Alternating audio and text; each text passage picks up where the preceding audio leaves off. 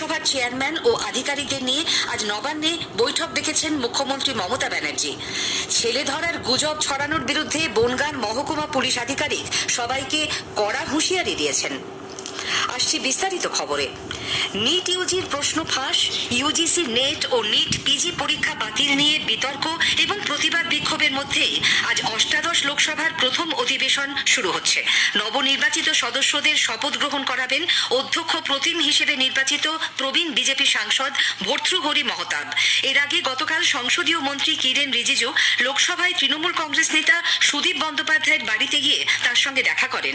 অধিবেশন সুষ্ঠুভাবে চালানোর জন্য তার কাছে শ্রী রিজিজু সহযোগিতা চেয়েছেন বলে সূত্রের খবর। উল্লেখ্য, এবারের নির্বাচনে 29টি লোকসভা আসনে জিতেছে তৃণমূল কংগ্রেস। সংসদীয় মন্ত্রীর সঙ্গে বৈঠকের আগে শ্রী বন্দ্যোপাধ্যায় জানান, নিট ইস্যুতে লোকসভায় ঝড় তুলবে দল।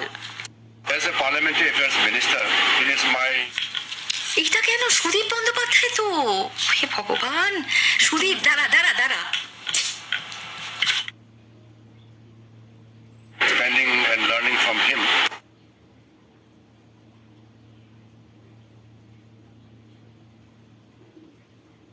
এবং নিটের পরীক্ষার দুর্নীতির পরিমাপ অনেক অনেক অনেক বিশাল।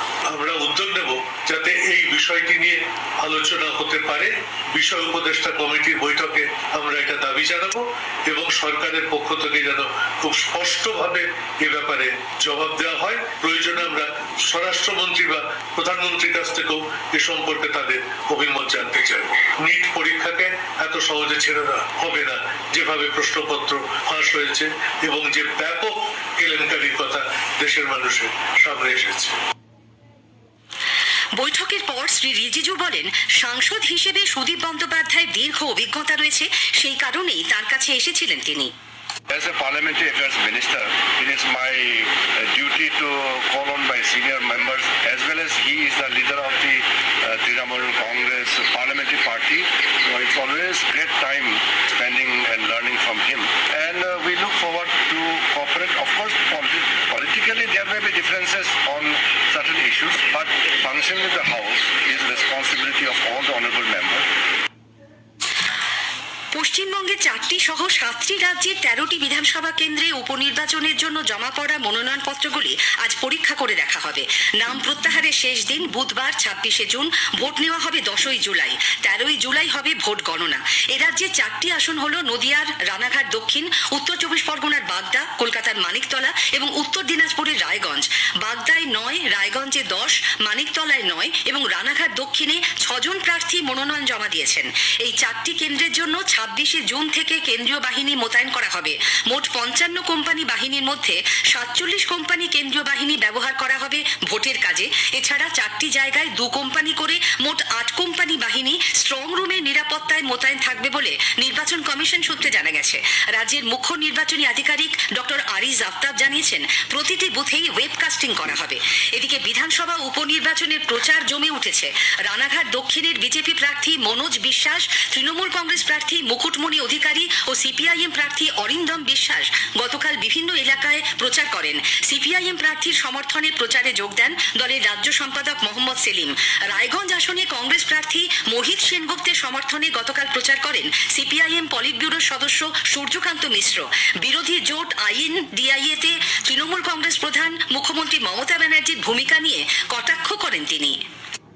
এতগুলো পার্টি আছে বিভিন্ন রাজ্যের, বিজেপি এবং তার সহযোগীদের বিরুদ্ধে একসাথে লড়বার কথা, কিন্তু উনি তো মাঝখানে বললেন আমি ইন্ডিয়া জোটে আমি নেই, এখানে প্রথমটার তো ছিলেন, তারপরে আবার বললেন যে না এইসব হচ্ছে ইত্যাদি, ঝগড়া ইত্যাদি, তারপরে বললেন আমি সরকার গড়ে দিয়ে আসবো, ওখানে গিয়ে আমি সরকারে থাকবো না, গড়ে দিয়ে আসবো। আবার উনি বিজে ইন্ডিয়া শব্দটা বের করেছিলেন, তারপরে এখন আবার করে চলে গেছেন। মুশকিল হচ্ছে ইন্ডিয়া জোটের মধ্যে আমাদের আশঙ্কা যে উনি গোলমাল তৈরি করবেন। এ রাজ্যে বামেরা অপ্রাসঙ্গিক হয়ে পড়েছে কিনা সাংবাদিকদের এই প্রশ্নের জবাবে শ্রী মিশ্র বলেন, একটা নতুন অভিজ্ঞতার মধ্যে দিয়ে তারা যাচ্ছেন, কিন্তু বামেরা কোনোদিনই অপ্রাসঙ্গিক হবে না। হুগলির সিঙ্গুরে 3 দশকের বেশি বামেদের হাতে থাকা গোবিন্দপুর সমবায় কৃষি উন্নয়ন সমিতি দখল করল তৃণমূল কংগ্রেস। সমিতির নির্বাচনে 45টি আসনেই জিতেছে তারা। যদিও বামেদের দাবি শাসক দল ভোট লুট করেছে, পুলিশের সামনেই চলে ছাপ্পা ভোট। তৃণমূল কংগ্রেস অবশ্য এই অভিযোগ অস্বীকার করেছে।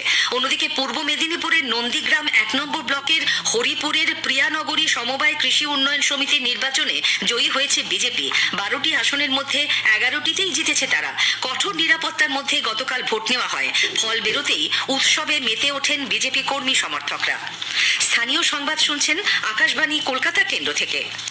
রাজ্যের বেশ কিছু পুরসভার চেয়ারম্যান ও আধিকারিকদের নিয়ে আজ নবান্নে বৈঠক ডেকেছেন মুখ্যমন্ত্রী মমতা ব্যানার্জি।